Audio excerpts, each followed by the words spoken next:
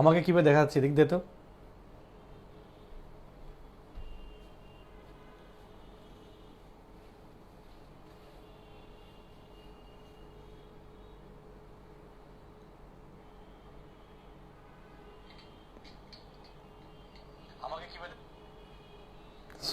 তোকে দেখা যাচ্ছে কোথায়? আচ্ছা, আমাকে ক্লিয়ারলি দেখা যাচ্ছে কি? হ্যাঁ, বোর্ডটা দেখা যাচ্ছে? কলম কই দেখি একটু দিতে। এই দে, ওটা দিয়ে দেখছি। কলম কই দেখি একটু দিতে। এই দে, ওটা দিয়ে দেখছি। কলম কই? আচ্ছা, যারা আমাকে দেখতে পাচ্ছেন ইউ জাস্ট কমেন্টসে আপনি বলবেন যে আমাকে ক্লিয়ারলি দেখা যাচ্ছে কিনা বা আমার সাউন্ডে কোনো প্রবলেম হচ্ছে কিনা। আচ্ছা, যারা আমাকে দেখতে পাচ্ছেন ইউ জাস্ট কমেন্টসে আপনি বলবেন যে আমাকে ক্লিয়ারলি দেখা যাচ্ছে কিনা বা আমার সাউন্ডে কোনো প্রবলেম হচ্ছে কিনা। আচ্ছা, যারা আমাকে দেখতে পাচ্ছেন ইউ জাস্ট কমেন্টসে আপনি বলবেন যে আমাকে ক্লিয়ারলি দেখা যাচ্ছে কিনা বা আমার সাউন্ডে কোনো প্রবলেম হচ্ছে কিনা। আচ্ছা, যারা আমাকে দেখতে পাচ্ছেন ইউ জাস্ট কমেন্টসে কিনা বা আমার সাউন্ডে কোনো প্রবলেম হচ্ছে কিনা। আচ্ছা, যারা আমাকে দেখতে পাচ্ছেন ইউ জাস্ট ওকে, নে সাউন্ড কোনো প্রবলেম নাই। ওকে, সো কমেন্টসে আমি জানতে পারলাম যে আমার সাউন্ডে কোনো প্রবলেম হচ্ছে না এবং হয়তোবা ক্লিয়ারলি দেখতেও পাচ্ছেন।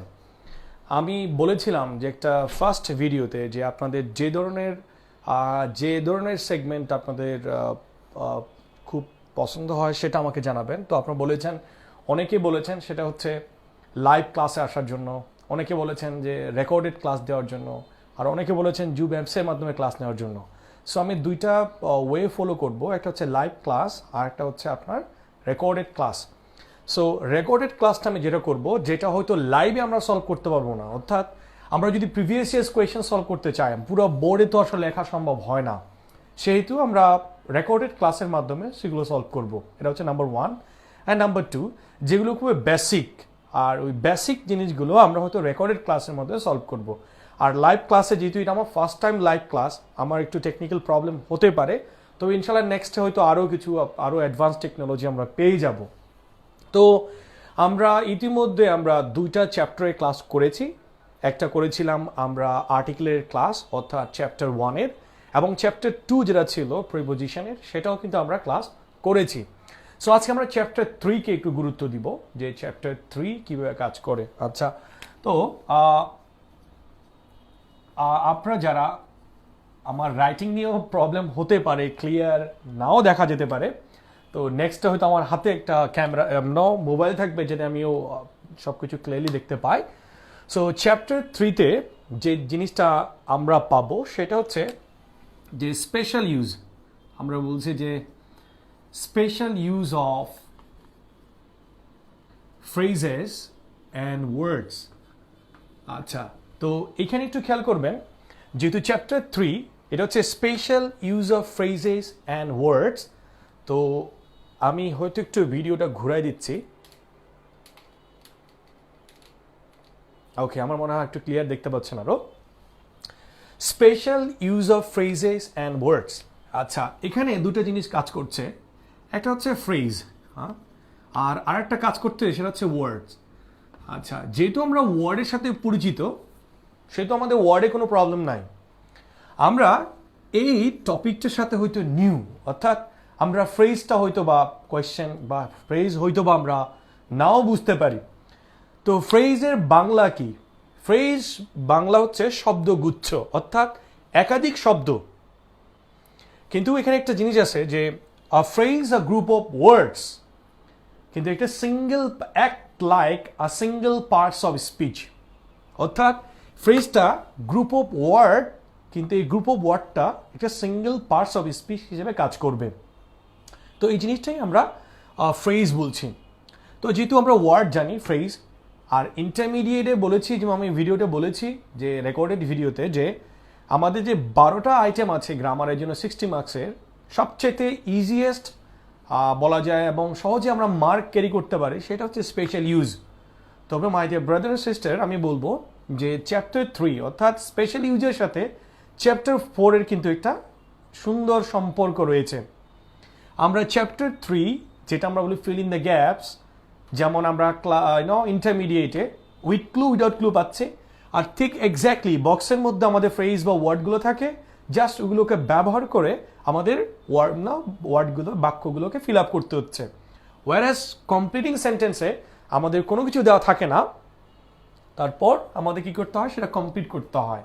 সো আমরা যদি এই ওয়ার্ডগুলো বুঝি, কারণ একটা জিনিস খেয়াল করেন, এখানে লেখা আছে স্পেশাল, বিশেষভাবে, অর্থাৎ আমরা যে ইংরেজি কনভারসেশন করি বা স্পিকিং অথবা রাইটিংয়ে যে সমস্ত ওয়ার্ড বা ফ্রেজগুলো আমরা ব্যবহার করি, এজন্য বলছি বিশেষভাবে, বিশেষ ব্যবহার, ওই শব্দগুলো বা ওই ফ্রেজগুলোর বিশেষ ব্যবহারটাই কিন্তু চ্যাপ্টার 3 আমরা স্পেশাল ইউজার ফ্রেজ এন্ড ওয়ার্ডসে পাবো।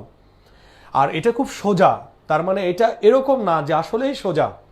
আমরা যেগুলো বইয়ে আমাদের জন্য দেওয়া আছে, বিভিন্ন গ্রামার বইয়ে, যেগুলো পরীক্ষায় বারবার আসতেছে, এমন কিছু ফ্রেজ আসতে পারে যেটা আমরা কোনো সময় দেখিও নাই। এজন্য তারপরে যেহেতু আমাদের সহজভাবে প্রেজেন্টেশনটা আমাদের জন্য করা থাকে, সেহেতু আমরা চাইবো এখানে কোনোভাবে যেন মার্ক কোনো কিছু যাতে বিচ্যুতি না হয়।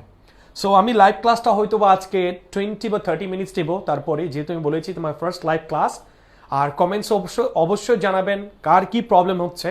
আচ্ছা, তো আমরা বলেছি যেহেতু ওয়ার্ড নিয়ে আমাদের প্রবলেম নাই, আমাদের ফ্রেজটা নিয়ে একটু প্রবলেম, যে ফ্রেজ কীভাবে কাজ করে। যারা আমার part 1 basic discussion special use দেখেছেন, সেখানে আমি দুটো ফ্রেজের কথা বলেছিলাম যে আমাদের পরীক্ষায় দুটো ফ্রেজ বারবার আসবে। সেটা হচ্ছে নর্মালি ভার্ব ফ্রেজ, আর একটা হচ্ছে কনজাংশনাল ফ্রেজ। আমি একটা এক্সাম্পল দিচ্ছি, তো এক্সাম্পল দিলে জিনিসটা একটু ক্লিয়ার হবে যে ভার্ব ফ্রেজ এবং কনজাংশনাল ফ্রেজ কিভাবে কাজ করে। আচ্ছা, আমি বলছি এরকম যে Ramen dash on 10th August in 1990। এটা সেন্টেন্স আমি দিলাম, সেন্টেন্সটাকে দেখা যাচ্ছে কিনা আমি জানি এক্স্যাক্টলি। ইমরান, সেন্টেন্স দেখা যাচ্ছে? আমাকে ক্লিয়ার দেখা যাচ্ছে কি? সেন্টেন্সটা দেখা যাচ্ছে কিনা দেখতো। আচ্ছা, এই সেন্টেন্সটা দেখা যাচ্ছে কিনা? ওকে, আচ্ছা। তো রমেন দেশ অন 10th August in 1990। আচ্ছা, আমি আর একটু ঘুরিয়ে দিই, তাহলে হয়তো বা আরো দেখতে পাবেন। আচ্ছা, এখানে একটু খেয়াল করেন, আমি এখানে সাবজেক্ট পাচ্ছি, দিস ইজ সাবজেক্ট, আর আমি একটু ভাগ করে দিলাম। এখানে আমার ভার্বটা দরকার, তো আমি সিম্পলি এখানে ব্যবহার করলাম যে Ramen was born on 10th August in 1990। আচ্ছা, তাহলে খেয়াল করেন তো এখানে কি একটা ওয়ার্ড নাকি দুইটা ওয়ার্ড? আমরা অফকোর্স দুইটা ওয়ার্ড দেখতে পাচ্ছি, একটা হচ্ছে ওয়াজ, একটা হচ্ছে বর্ন। এই দুইটা ওয়ার্ড কিন্তু একটা ভার্ব হিসেবে কাজ করছে, তখন এটাকে বলছি আমরা ভার্ব ফ্রেজ। তাহলে এরকম যদি বলি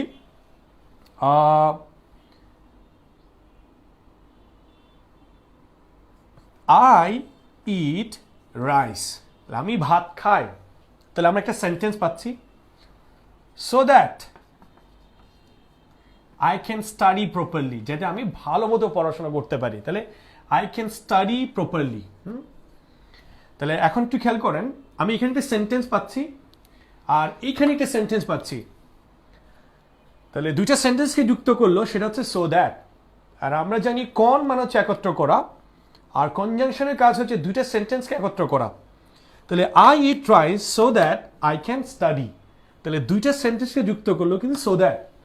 আর যেহেতু আমি রেকর্ডেড ক্লাসে বলেছিলাম আমরা পরীক্ষায় দুই ধরনের ফ্রেজের ব্যবহারটা আমরা খুব ভালো দেখতে পাবো, সেটা হচ্ছে ভার্ব ফ্রেজ আর আরেকটা হচ্ছে কনজাংশনাল ফ্রেজ। ঠিক আমাদেরকে যদি অ্যাডমিশন পরীক্ষাও বলতো যেমন ওয়াজ বর্ন কোন ধরনের ফ্রেজ, আপনি বলতেন ভার্ব ফ্রেজ। কেন? যে ফ্রেজ যে পার্টস অফ স্পিচের কাজ করবে সেই ফ্রেজটা হচ্ছে তার। অর্থাৎ যে শব্দগুচ্ছ ভার্বের মতো কাজ করবে তাকে বলা হয় ভার্ব ফ্রেজ, যে শব্দগুচ্ছ কনজাংশনের মতো কাজ করবে তাকে বলা হয় কনজাংশনাল ফ্রেজ। আমার মনে হয় আপনার এখন ক্লিয়ার যে ভার্ব ফ্রেজ কাকে বলে বা কনজাংশনাল ফ্রেজ কাকে বলে। বাট এখানে যে বোঝার বিষয়টা থাকবে আমাদের পরীক্ষার জন্য যেটা সবচেয়ে গুরুত্বপূর্ণ সেটা হলো এই যে ওয়াজ বর্ন আপনি ব্যবহার করলেন, সো দ্যাট ব্যবহার করলেন, আমরা জানি বক্সের মধ্যে আমাদের সবকিছু দেওয়া থাকবে। এখন কোয়েশ্চেনটা আমরা যখন সেন্টেন্স পড়ব, সেন্টেন্সে কখন ভার্ব ফ্রেজ ব্যবহার হবে, কখন কনজাংশনাল ফ্রেজ ব্যবহার হবে, এই নিয়ে কনফিউশনস আমাদের মধ্যে কাজ করে। আর এই জন্য আমি একটা টেকনিক ব্যবহার করেছি, সেটা হচ্ছে যখন কোনো গ্যাপে আমরা কোনো ফ্রেজ ইউজ করব বা ওয়ার্ডটা ব্যবহার করছি, ওয়ার্ড তো আলাদা, তখন একটু খেয়াল করবো। দেখো এখানে একটা আমরা দেখতে পাচ্ছি গ্যাপ, গ্যাপের পরে নর্মালি কিচ্ছু নাই, তাহলে আমি গ্যাপের পরে কিন্তু সাবজেক্টও পাচ্ছি না, এটা কোনো সাবজেক্ট না, তাহলে সাবজেক্ট পাচ্ছি না, গ্যাপের পরে কোনো কিছু পাচ্ছি না, প্রিপোজিশন পাচ্ছি, অর্থাৎ আমি সাবজেক্ট পাচ্ছি। তাহলে এটাকে সেন্টেন্সে রূপান্তর করার জন্য আমার কিন্তু ভার্ব দরকার। তার মানে শর্টকাট টেকনিকটা হচ্ছে গ্যাপের পরে যদি আমরা ভার্বও দেখি, তাহলে গ্যাপের পরে যদি ভার্ব দেখি অথবা গ্যাপ, তাহলে গ্যাপের পরে ভার্ব, গ্যাপের মধ্যেও ভার্ব, তখন এটাকে আমরা ভার্ব ফ্রেজ আমরা অ্যাড করব। আবার গ্যাপের পরে যদি আমি কোনো সময় সাবজেক্ট দেখি, তাহলে আমরা ধরে নিব এখানে একটা কনজাংশন যুক্ত হবে। তাহলে কনজাংশন কেন? কারণ কনজাংশনের কাজ আছে সেন্টেন্সের সাথে। এটা একটা টেকনিক, আমরা এখন হয়তো সেটা ক্লিয়ার একটা কনসেপ্টটা পাবো। আচ্ছা, একটু জাস্ট ফর দ্য ইন্টারাপশন, তাহলে আমি একটু তাহলে ডিরেক্টলি আলোচনায় চলে যাই যে এটা কিভাবে কাজ করছে।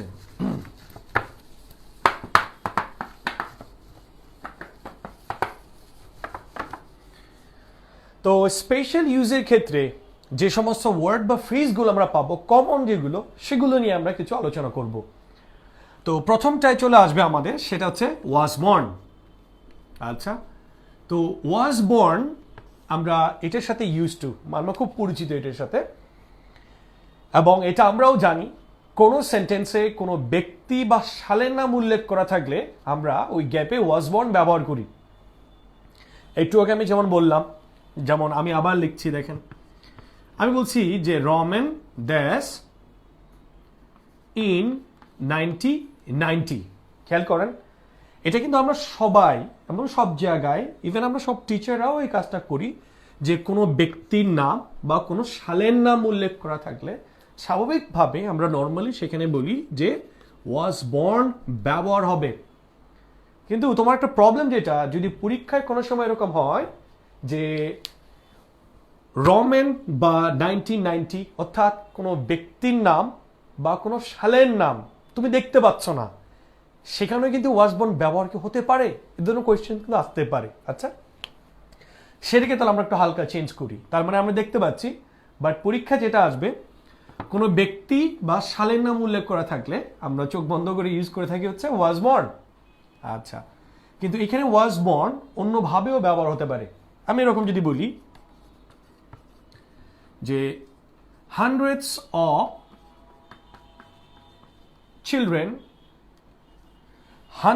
children dash blind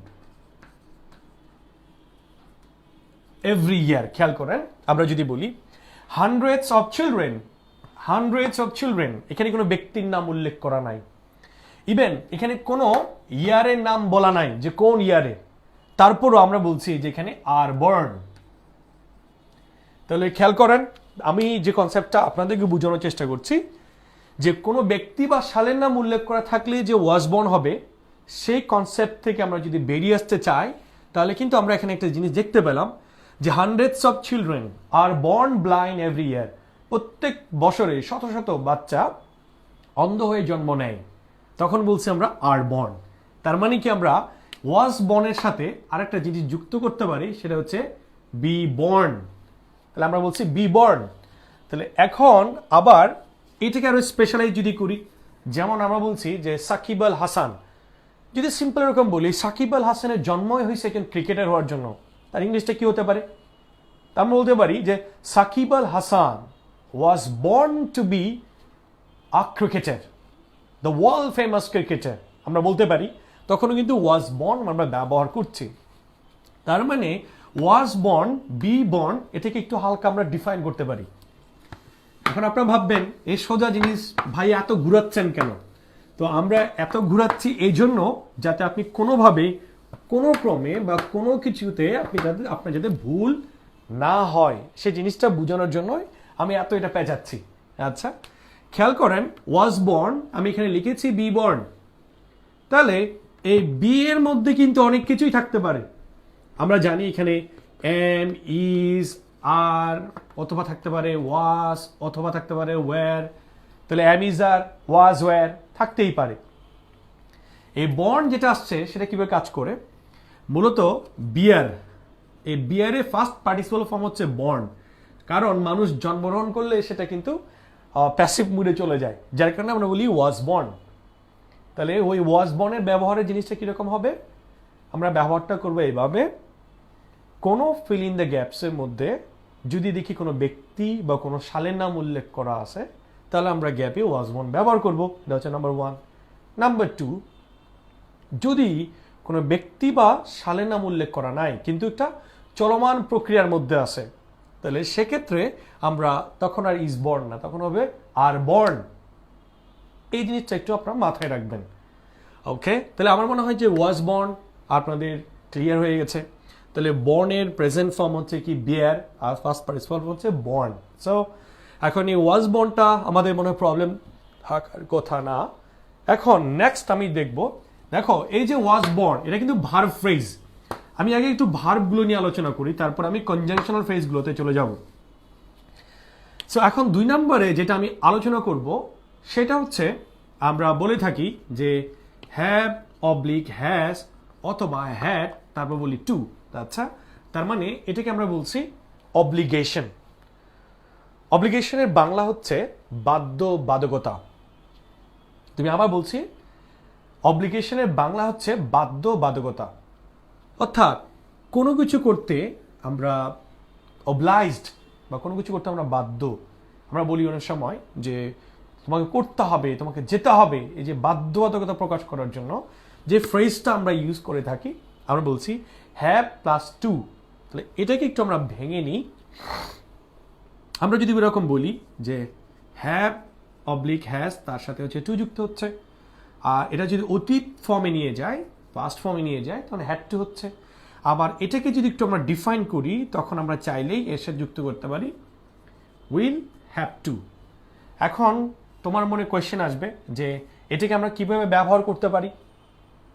খেয়াল করো, হ্যাভ হ্যাজ টু যদি আমরা তাকে বাংলায় প্রকাশ করতে চাই তখন আমরা শর্টকাট বলবো তে প্লাস হবে। আর যদি হ্যাড টু বলি তাহলে আমরা বলবো তে প্লাস হয়েছিল। আর আমরা এটার সাথে এটা একটা সম্পর্ক সেটাকে বলি, কারণ অনেক সময় আমরা বলি হ্যাভ হ্যাজ টুর মধ্যে বর্তমান এবং ভবিষ্যৎ দুটাকে আমরা ইন্ডিকেট করতে পারি, বাট তখন উইল হ্যাভ টু কখন ব্যবহার হবে কোয়েশ্চেনটা আসতে পারে। আচ্ছা, এটাকে আমরা একটু দিই, দেখেন তে প্লাস হবে সেটা হচ্ছে হ্যাভ হ্যাজ টু, তে প্লাস হয়েছিল তখন আমরা বলছি হ্যাড টু। আবার বলছি তে প্লাস হবে, একই জিনিস আসতেছে, তার মানে হ্যাভ হ্যাজ টু মানে তে প্লাস হবে, উইল হ্যাভ টু মানে তে প্লাস হবে। দ্য কোয়েশ্চেন ইজ আমি সেন্টেন্স এগুলো কিভাবে ব্যবহার ইজিলি ফাইন্ড আউট করবো যে কোন ক্ষেত্রে হ্যাভ হ্যাজ টু ব্যবহার হবে অথবা উইল হ্যাভ টু ব্যবহার হবে। ওকে, তাহলে আমরা এখন এটাকে যে এক্সাম্পল দেখবো তাহলে আমরা বুঝতে পারবো।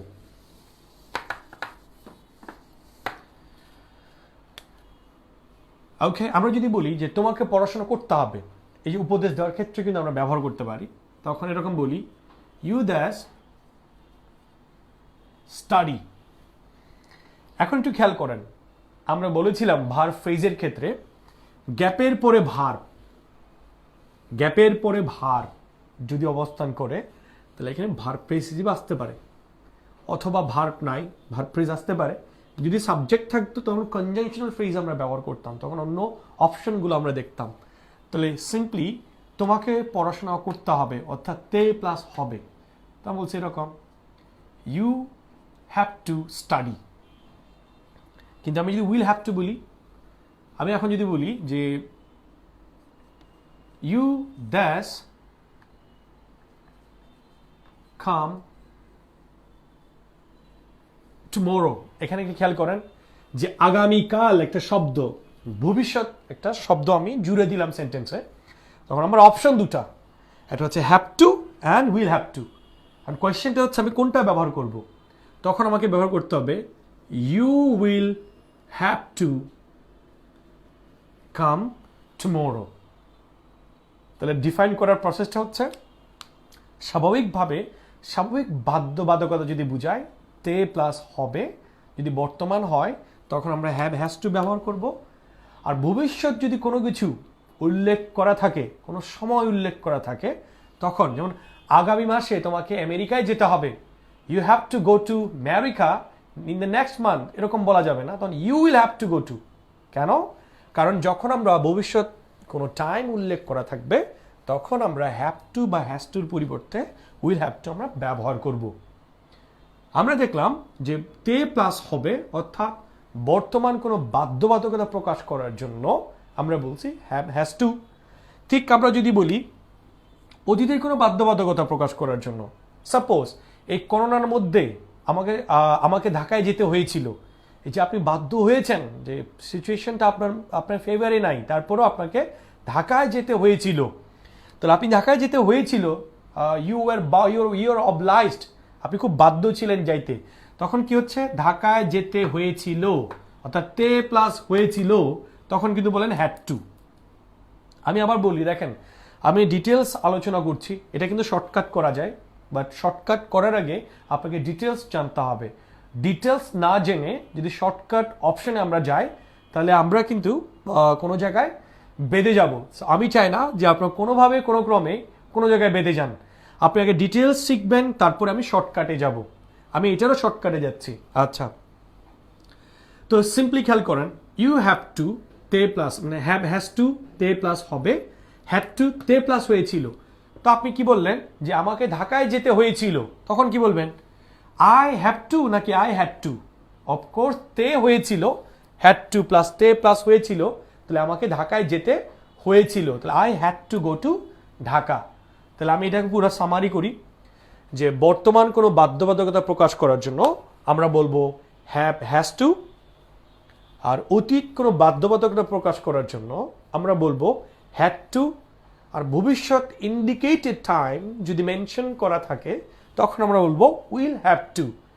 তাহলে হ্যাভ হ্যাজ টুর বাংলা হচ্ছে তে প্লাস হবে, হ্যাড টুর বাংলা হচ্ছে তে প্লাস হয়েছিল, আর উইল হ্যাভ টুর বাংলা হচ্ছে তে প্লাস হবে, কিন্তু ফিউচার ইন্ডিকেটেড টাইম মেনশন করা থাকবে।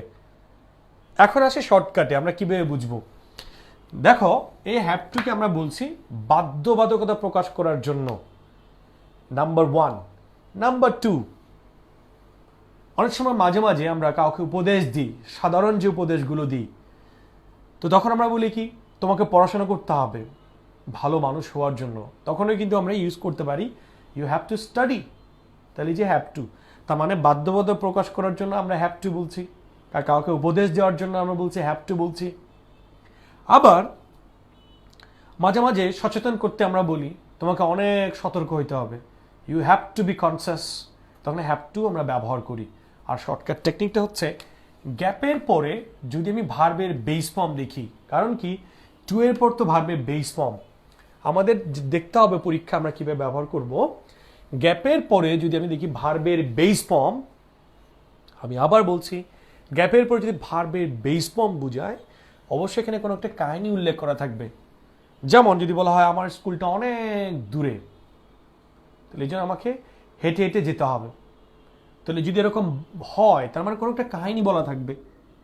যদি নাও থাকে, গ্যাপের পরে যদি ভার্বের বেস ফর্ম দেখি এবং সে সেন্টেন্সের অর্থ যদি এরকম হয় বাধ্যবাধকতা বোঝাচ্ছে, তাহলে আমরা চোখ বন্ধ করে এখানে হ্যাভ হ্যাজ হ্যাড টু আমরা ব্যবহার করতে পারি সেন্টেন্স অনুযায়ী। তাহলে আমরা দুটো জিনিস বললাম, এটা হচ্ছে ওয়াজ বর্ন, আর আরেকটা হচ্ছে অব্লিগেশন। আর অব্লিগেশনের মধ্যে তিনটা আমরা অংশ পেলাম, একটা হচ্ছে বর্তমান হ্যাভ হ্যাজ টু তে প্লাস হবে, আর অতীত যেটা পেলাম সেটা হচ্ছে হ্যাড টু, অর্থাৎ তে প্লাস হয়েছিল। আর ভবিষ্যৎ যেটা আমরা পেয়ে গেলাম সেটা হচ্ছে উইল হ্যাভ টু, এটাও তে প্লাস হবে কিন্তু ফিউচার ইন্ডিকেটেড টাইম মেনশন করা থাকবে। আর শর্টকাট টেকনিকটা হচ্ছে গ্যাপের পরে যদি ভার্বের বেস ফর্ম দেখি এবং ওই সেন্টেন্সের মাধ্যমে বাধ্যবাধকতা প্রকাশ করছে, তখন আমরা এই অব্লিগেশনে যে কোনো একটা ব্যবহার করব সেন্টেন্স অনুযায়ী। তাহলে আমরা দুইটা জিনিস কমপ্লিট করার পর আমাদের এখন ভার্ব রিলেটেড যেহেতু, তখন আমরা পাবো হ্যাড বেটার। তাহলে এখন আমরা চলে আসি একটু হ্যাড বেটার কিভাবে ইউজ করা যায়। আচ্ছা, হ্যাড শব্দটা আমরা বলি যে হ্যাড বেটার বলি নর্মালি কাউকে উপদেশ দেওয়ার জন্য আমরা বলি হ্যাড বেটার, কিন্তু হ্যাড শব্দটা কি কোনো হ্যাবের ফার্স্ট ফর্ম হ্যাড হচ্ছে না, কিন্তু সেটা কিভাবে উপদেশ দেয়। বর্তমান আমরা মডেল একটা মডেল অক্সিলারি হিসেবে আমরা হ্যাড বেটার ইউজ করে থাকি। তো এই হ্যাড বেটার আমরা যখন বলছি হ্যাডটা খেয়াল করে, কিন্তু হ্যাবের ফার্স্ট ফর্ম হচ্ছে হ্যাড, তার মানে এটা ফার্স্ট বলবে সেটা কিন্তু না, আমরা বলছি হ্যাড বেটার। হ্যাড বেটারের স্বাভাবিক যে সাধারণ যে বাংলা সেটা হচ্ছে বরং ভালো। মাঝে মাঝে বলি যে এরকম যে তোমার পড়াশোনা করা উচিত, তার মানে আপনি কাউকে অ্যাডভাইস দিচ্ছেন যে ইউ শুড স্টাডি, তোমার পড়াশোনা করা উচিত। আচ্ছা, সে পড়াশোনা করছে না মনে করো, তখন তুমি তাকে আরো জোর দেওয়ার জন্য বলছে যে তুমি বরং ভালো পড়াশোনা করো, তখন কি বলবে? You had better study. আমরা বলতে পারি ইউ হ্যাড বেটার স্টাডি। তাহলে এই যে হ্যাড বেটার, তার মানে এটা বাংলা কি দাঁড়াবে? তোমাদের যদি কোনো নোট থাকে নোট করে নিতে পারো যে হ্যাড বেটার এর বাংলা হচ্ছে বরং ভালো। আর যেহেতু মডেল অক্সিলারি হিসেবে কাজ করে, এখানেও কিন্তু ভার্বের বেস ফর্ম। আর আমরা তো জানি ভার্বের প্রেজেন্ট ফর্ম আর বেস ফর্মের মধ্যে কিন্তু ডিফারেন্স আছে। তাহলে হ্যাড বেটারের বাংলা হচ্ছে বরং ভালো। আমি আবার বলছি, হ্যাড বেটারের বাংলা হচ্ছে বরং ভালো। এখন শর্টকাট টেকনিকটা কি? কোনো সেন্টেন্সে উপদেশ দেওয়ার অর্থে যদি থাকে গ্যাপের পরে আবার দেখি ভার্বের বেস ফর্ম উপদেশ দেওয়ার জন্য, তখন বলবো হ্যাড বেটার। তাহলে আমরা বলছি যে ওয়াজ বর্ন জন্মগ্রহণ করার অর্থে আমরা ব্যবহার করি, আর অব্লিগেশন প্রকাশ করার জন্য have to, has to, had to আমরা ব্যবহার করি। আবার কাউকে উপদেশ না, জোর দিয়ে উপদেশ দেওয়ার জন্য, বরং ভালো বোঝানোর জন্য আমরা হ্যাড বেটার ব্যবহার করে থাকি। আর হ্যাভ টু হ্যাড বেটারের কমন একটা জিনিস, সেটা হচ্ছে গ্যাপের পরে ভার্বের যে অবস্থান সেটা অলওয়েজ বেস ফর্ম হবে। কারণ কেন? টু এর পরে ভার্বের বেস ফর্ম এবং হ্যাড বেটার মডেল অক্সিলারির পরে ভার্বের বেস ফর্ম আমরা ব্যবহার করব। পরে নেক্সট যেটা আমরা দেখব সেটা দেখব উড রেদার। আচ্ছা, তাহলে আমি এখানে বললাম যে উড রেদার। আচ্ছা, উড রেদার এটাও একটা মডেল অক্সিলারি ন্যায় কাজ করে। সো ওই উড রেদার হ্যাড বেটার দুটার মধ্যে বেসিক ডিফারেন্সটা কি? হ্যাড বেটারের আমরা বলেছি যে বরং। আচ্ছা, হ্যাড বেটার হবে বরং তবুও। কারণ কি? আমরা উড রেদার থাকলে আমরা একটা জিনিস পাবো, সেটা হচ্ছে দেন। উড রেদার ডট ডট কি হচ্ছে? দেন। তাহলে এখন এই উড রেদার, আমরা উড রেদারে অনেক কিছুই বলা যায়। যদি আপনার লাইকিংস প্রকাশ করতে চায় দুইটা জিনিসের মধ্যে, আমি এটা জিনিস বেশি পছন্দ করি, তখন আমরা উড রেদার ব্যবহার করতে পারি। তাহলে এই জিনিসটা হয়। মাঝে মাঝে এরকম বলি যে আমি বরং না খেয়ে থাকবো, তারপরও আমি ভিক্ষা করব না। তাহলে এরকম আমি মারা যাব, তারপর আমি স্যারেন্ডার করব না। তাহলে আমি বরং মারা যাব, তবুও স্যারেন্ডার করব না। তার মানে বলা যায় উড রেদার বরং তবুও। তাহলে আমরা কি বলতে পারি? I would rather die than surrender. তাহলে আমি বললাম কি? I would rather die than surrender. তাহলে আমরা would rather এর বাংলা পেয়ে গেলাম, হ্যাড বেটারের বাংলা পেয়ে গেলাম। হ্যাড বেটার বাংলা হচ্ছে বরং, আর would rather এর পুরো বাংলা দাঁড়াচ্ছে বরং তবুও। তাহলে আমরা শর্টকাট টেকনিকটা কি? এখন আবার দেখেন, হ্যাড বেটারের পর ভার্বের বেস ফর্ম, would rather এর পরও কিন্তু ভার্বের বেস ফর্ম ব্যবহার হবে। আর শর্টকাট টেকনিকটা হবে, যদি দেখি যে গ্যাপের পরে ভার্বের বেস ফর্ম এবং তারপরে দেন যুক্ত রয়েছে, তখন ওই গ্যাপে চোখ বন্ধ করে আমরা ব্যবহার করব উড রেদার। তাহলে জন্মগ্রহণ করা অর্থে আমরা বলছি ওয়াজ বর্ন, বাধ্যবাধকতা প্রকাশ করার জন্য বলছি have, has to, had to অথবা উইল হ্যাভ টু। আর বরং উপদেশ দেওয়ার ক্ষেত্রে বলছি হ্যাড বেটার। আর যদি বরং তবুও বলার ক্ষেত্রে আমরা বলছি উড রেদার। আর আরেকটা আমরা পাবো সেটা হচ্ছে ইউজ টু। আমি এখানে উড এবং ইউজ টু দুটার পার্থক্য দেখাবো, তাহলে আমাদের কনসেপ্টটা আরো ক্লিয়ার হবে। আচ্ছা, যদি আমাদেরকে বলা হয় আমি ঢাকায় যেতাম, আমি ঢাকায় যেতাম একটা জিনিস, আর আমি প্রতিদিন ঢাকায় যেতাম আর একটা জিনিস। কি জিনিস? আমি ঢাকায় যেতাম এটা হচ্ছে অনিয়মিত, আর আমি প্রতিদিন ঢাকায় যেতাম এটা হচ্ছে নিয়মিত। তাহলে একটা নিয়মিত, এটা হচ্ছে অনিয়মিত। জিনিসটা আমাদের বুঝতে হবে। আমি ঢাকায় যেতাম, I would go to Dhaka, কারণ উডটা যেহেতু মডেল অক্সিলারি, অতীত হলেও এটা ভার্বের বেস ফর্ম হবে। I would go to Dhaka. দেখেন একটা জিনিস, আমি কিন্তু এখানে কোনো টাইম মেনশন করলাম না, তার মানে অতীতের কোনো অভ্যাস বোঝাতে আমরা উড ব্যবহার করতে পারি। আমরা বলছি এখানে ইউজ টু ব্যবহার করতে পারি, কিন্তু উড এবং ইউজ টু এর দুটার আমাদের যে ডিফারেন্সটা, এটা হচ্ছে উড হচ্ছে অনিয়মিত আর ইউজ টু হচ্ছে নিয়মিত। তাহলে কি হবে? I would go to Dhaka, আমি ঢাকায় যেতাম। I use to go to Dhaka, আমি ঢাকায় যেতাম, কিন্তু এখানে টাইম উল্লেখ করা থাকবে। I use to go to Dhaka, I use to go to Dhaka once in a month. আচ্ছা, আমি মাসে একবার ঢাকায় যাই, কিন্তু সেটা নিয়মিত। তাহলে ঢাকায় গিয়েছিলাম, তাহলে আমরা দেখছি ইউজ টু। এখন এই ইউজ টু কিন্তু আমাদের অনেকবার পরীক্ষা আসছে, কিন্তু এখন খেয়াল করো, তাহলে ইউজ টু কীভাবে ব্যবহার করবে? এখানে তো তুমি টু দেখতে পাচ্ছ, টু এর পরেও কিন্তু আমাদের ভার্বের বেস ফর্ম। এটা একটা জিনিস, নাম্বার ওয়ান। নাম্বার টু, যে আই ইউজ টু, যখন আমরা বলছি যে ইউজ টু হচ্ছে অতীতের কোনো অভ্যাস প্রকাশ করার জন্য আমরা বলবো ইউজ টু। আর উডটা তো জানি আমরা, উড রেদার একটু আগে বললাম যে এখানে দেন, উড রেদার ভার্বের বেস ফর্ম কিন্তু দেন যুক্ত থাকবে, আর দেন থাকলে আমরা বলি উড রেদার যুক্ত হবে। সো আমরা ইউজ টু হচ্ছে অতীতের কোনো নিয়মিত অভ্যাস প্রকাশ করার জন্য আমরা বলবো ইউজ টু। কিন্তু ইউজ টুর সাথে আরেকটা জিনিস যুক্ত হতে পারে, be use to, get use to. আমি বি ইউজ টু দিচ্ছি, বললাম বি ইউজ টু। হ্যাঁ, তাহলে এখন এটার মিনিংটা কি দাঁড়াচ্ছে? এটা তো আপনি অতীতের কোনো নিয়মিত অভ্যাস আপনি বুঝাচ্ছেন। আমরা মাঝে মাঝে বলতে চাই যে, মাঝে মাঝে আমাদের বলতে হয় যে আমি কোনো কাজ করতে অভ্যস্ত। সাপোজ আপনি বলছেন যে আমি এখন বই পড়তে অভ্যস্ত, এই করোনা প্যান্ডেমিকের মধ্যে আমি এখন বই পড়তে অভ্যস্ত হয়ে গেছি। তখন কি বলবেন? I use to read books. তখন আমরা বলবো যে আই অ্যাম ইউজ টু। তখন এই যে be use to, get use to যখনই আমরা ব্যবহার করব, তখন ভার্ব প্লাস এখানে আইএনজি হয়ে যাবে, যে I am use to reading. যদি বলেন যে আমি গান গাইতে অভ্যস্ত এখন, I am use to singing, তাহলে আমাদের মূল ডিফারেন্সটা হচ্ছে ইউজ টু থাকলে ভার্বের base form, be use to, am is are use to অথবা গেট ইউজ টু যদি থাকে তখন ভার্ব প্লাস আইএনজি ব্যবহার করতে হবে। তো আমার মনে হয় যে ইউজ টু হচ্ছে অতীতের কোনো অভ্যাস বোঝানোর জন্য আমরা বলবো ইউজ টু, আর যদি বর্তমান কোনো নিয়মিত অভ্যাস প্রকাশ করতে হয় তখন বলবো be use to, verb plus ING. তো শর্টকাট টেকনিকটা হচ্ছে, যখন আমরা সেন্টেন্সটা পাবো, সেন্টেন্সটা পাওয়ার পর যদি কোনো অতীতের কোনো কাজ বলা আছে, সেন্টেন্সটা আমরা কীভাবে বুঝবো পরীক্ষায়? Suppose I was a student of primary school. এই যে I was a student of primary school, অর্থাৎ সেন্টেন্সটা কিন্তু অতীত। I was a student of primary school, আমি প্রাইমারি স্কুলের একজন ছাত্র ছিলাম। তখন বলছে আই দ্যাস, এরপর যে ভার্বের বেস ফর্ম, খেয়াল করো তোমার সেন্টেন্সটা শুরু হইলো অতীত দিয়ে, কিন্তু আবার পরের সেন্টেন্সে গ্যাপের পরে ভার্বের বেস ফর্ম।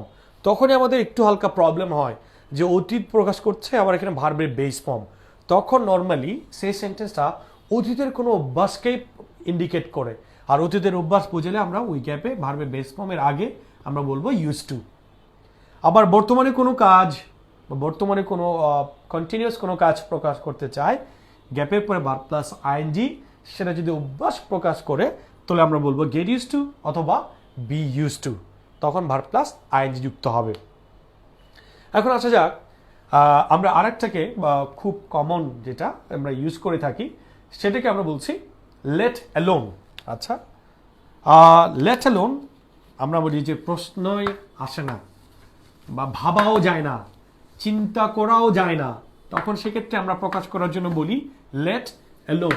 আর আমি আবার একটু বলছি, যেহেতু আমার এটা ফার্স্ট লাইভ ক্লাস, আমি এর আগে লাইভ ক্লাসটা নিইনি, সো তোমাদের ফর ইউর কাইন্ড ইনফরমেশন আমি জাস্ট টেকনিক্যাল প্রবলেমগুলো আজকে ফাইন্ড আউট করার জন্য আসলে ক্লাসটা নেওয়া, যে আসলে প্রবলেমগুলো কোন জায়গায় হচ্ছে, যাতে নেক্সটে আমাদের জিনিসগুলো আরও ক্লারিফাই হয়।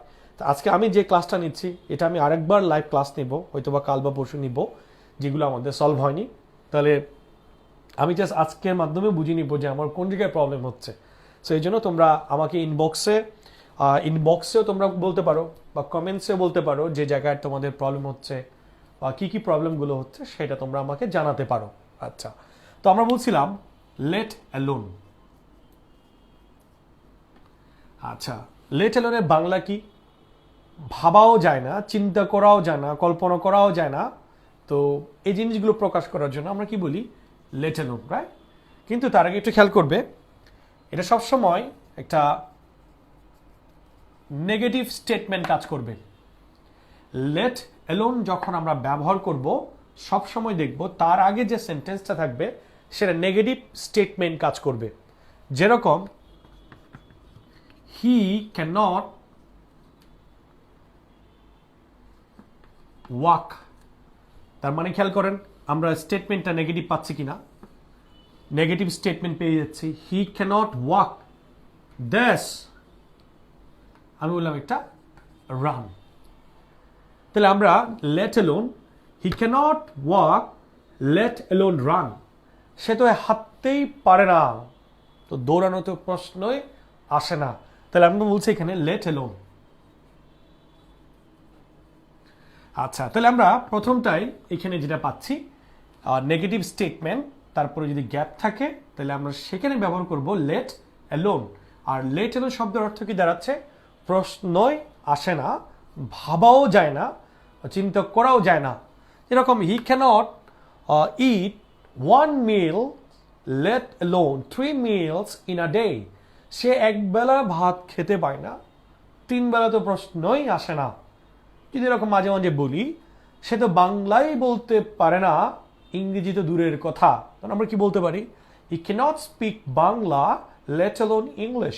তার মানে কি, লেট অ্যালোন আমরা ব্যবহার করব, লেট অ্যালোন যদি গ্যাপে আমাদের ব্যবহার করতে হয়, দেখব গ্যাপের আগে যদি কোনো নেগেটিভ কোনো স্টেটমেন্ট আছে এরকম যদি আমরা দেখতে পাই, তখন আমরা এখানে লেট অ্যালোন ব্যবহার করতে পারি। তাহলে আজকে আমি যে বিষয়টা আলোচনা করলাম ভার্ব রিলেটেড, যেমন লেটটাও কিন্তু ভার্ব রিলেটেড যেগুলো হয় সেগুলো। বাট নেক্সট আমি হয়তো কালকেও লাইভ ক্লাস আমি গ্রুপে দিয়ে দিব যদি আমি নিই, সেখানে কনজাংশনাল রিলেটেড, যেমন আমরা বলছি যে অ্যাজ সুন অ্যাজ। খেয়াল করো, আমরা কিন্তু প্রায় সময় বোর্ড কোয়েশ্চেন দেখলে অ্যাজ সুন অ্যাজের ব্যবহারটা আমরা দেখতে পাই। তাহলে অ্যাজ সুন অ্যাজ কিন্তু কনজাংশনাল, অ্যাজ সুনের পর কিন্তু ভার্ব আর থাকবে না। তাহলে এরকম যে যখনই সে পুলিশকে দেখলো, তখন কি বলবেন? যেই মাত্র সে পুলিশকে দেখলো, as soon as he saw the police he ran away। তাহলে আলটিমেটলি as soon as কিন্তু এটা কনজাংশন, কারণ এর সাথে সাবজেক্ট যুক্ত হবে। তো এই বিষয়টা আমরা আরও কনসেপ্টটা ক্লিয়ার করার জন্য আমাদের যে জিনিসটা আমরা করব নেক্সট লাইভ ক্লাসে, সেটা আমি আপনাদেরকে ক্লিয়ার করব যে কনজাংশনাল ফ্রেজগুলো কীভাবে কাজ করে। তো আমি যেহেতু আগেই বলেছি যে স্পেশাল ইউজটা সোজা হলেও আমাদের খুব ভালো মতো বুঝতে হবে, শুধুমাত্র শর্টকাটটাই দেখবেন না, শর্টকাটটাই বুঝবেন না, সেটাকে নিজেই একটু প্র্যাকটিক্যালি ব্যবহার করার চেষ্টা করবেন। তাহলে আমাদের যে সুবিধাটা হবে, কমপ্লিটিং সেন্টেন্সে গিয়ে আমাদের এই জিনিসগুলো কাজে আসবে। কারণ কি, কমপ্লিটিং সেন্টেন্সে যে কমন যে গ্রামাটিক্যাল রুলসগুলো ব্যবহার হয় সেগুলো কিন্তু আমরা special use of phrase and ওয়ার্ডসের মধ্যেই পেয়ে যাই। এই জন্য my dear brother and sisters, আপনার এখন কাজ হবে, আর যারা আমার লাইভটা দেখছেন এর আগের ভিডিও দেখেননি, এর আগে ভিডিওটা একটু দেখে নেবেন, তারপরে এই লাইভের যেটা আমি ক্লাস নিলাম এখন, তারপর আপনি সেটা দেখবেন। আমি লাইভ ক্লাসটা হয়তো বা 1 বা 2 দিন রাখবো, হয়তো বা তারপরে আমি কিন্তু ভিডিওগুলো ডিলিট করে দিব। সুতরাং এর মধ্যে আপনাকে দেখে নিতে হবে। এর জন্য গ্রুপে আমাদের কোনো নোটিফিকেশান আসছে কিনা, কোনো পোস্ট আসছে কিনা সেটাও একটু খেয়াল করবেন। আর আমি বলেছি যেহেতু যে প্রবলেমগুলো যেগুলো হচ্ছে কিনা, আপনার কোনো প্রবলেম হচ্ছে কিনা, সাউন্ড ক্লিয়ার পাচ্ছেন কিনা সেটাও কিন্তু আমাকে জানাবেন। So once again thank you very much.